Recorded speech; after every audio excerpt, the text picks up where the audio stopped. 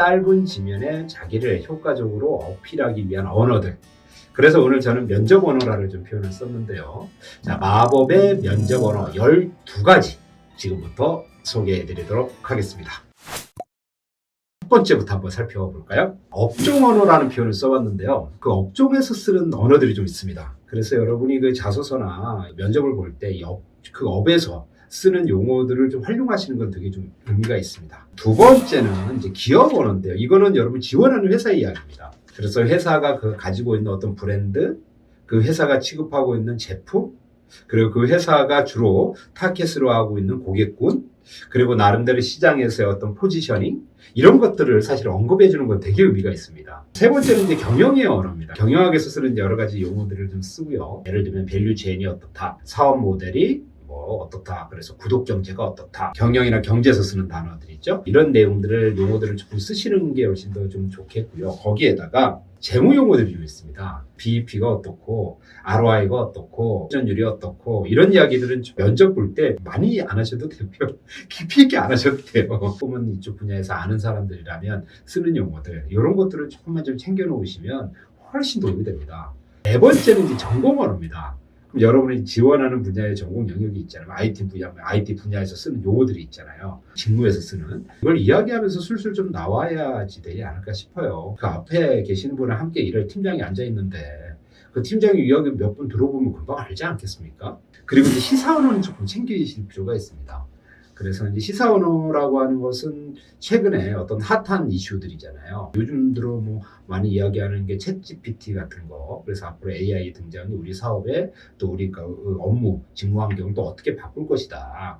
이런 것들을 좀 챙겨보시면 좋죠. 그래서 그 다음에는 이제 계속 제가 강조하는 용어 중에 하나인데요. 그 숫자를, 계량 언어를 좀 써주셨으면 좋습니다.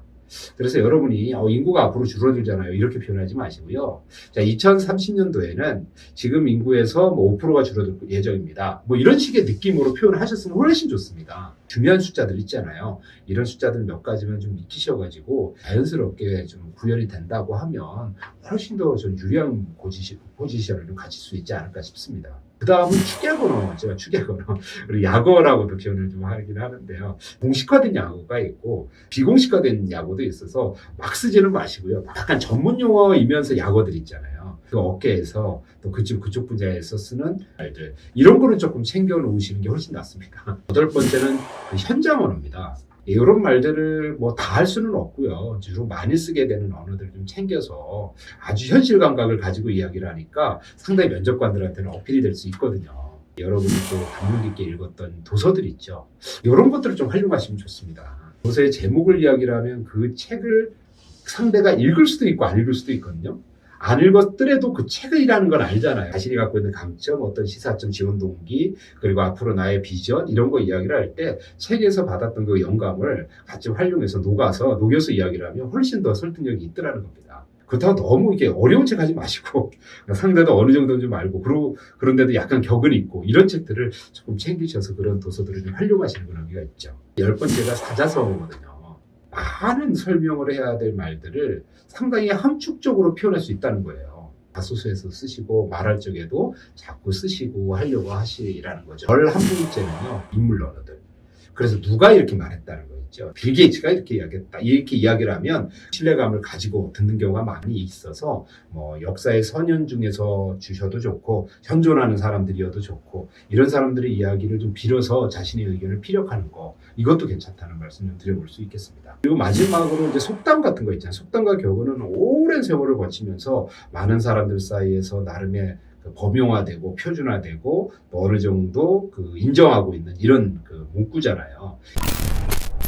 앞에서 다루었던 우리 총 몇 가지였어요? 12가지. 여러분들 자소서도 쓰시고 인터뷰하실 때 활용을 하시면 훨씬 더 도움이 되겠다. 이 말씀을 드리겠습니다. 그래서 이 12가지 마법의 언어, 면접 언어 꼭 좀 챙기셔가지고 활용하시기 바랍니다. 네, 수고하셨습니다.